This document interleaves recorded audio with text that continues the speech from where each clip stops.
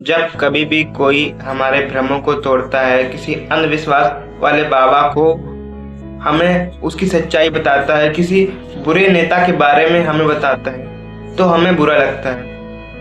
हमें लगता है कि इस व्यक्ति को हमारी भावनाओं की कोई कदर नहीं।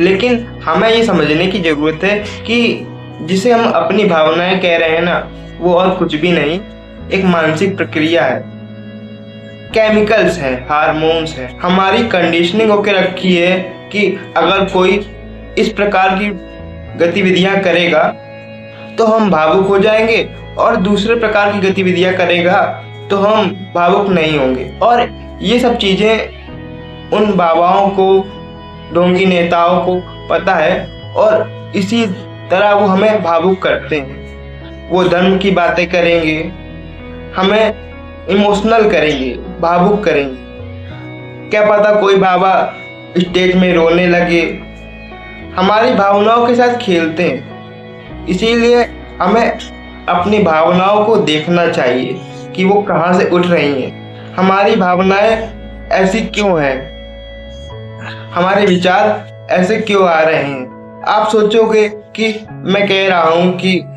अपनी भावनाओं को खत्म कर दो, ऐसा नहीं है। भावनाओं को खत्म मत करो। मेरा कहने का मतलब है हमें ज्यादा भावुक नहीं बल्कि संवेदनशील होने की जरूरत है।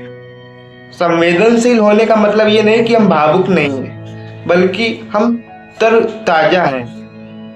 जैसे हमारे सुबह उठने पर हमारे चेहरे पर ठंडा पानी पड़े तो हम बिल्कुल ताजा हो जाते हैं। उसी तरह हमारी भावनाएं कैसी होनी चाहिए, बिल्कुल स्पष्ट, बिना किसी फिल्टर के, कि पहले से ही निर्धारित ना हो कि इस प्रकार की प्रतिक्रिया करी तो ऐसी भावना उठेगी।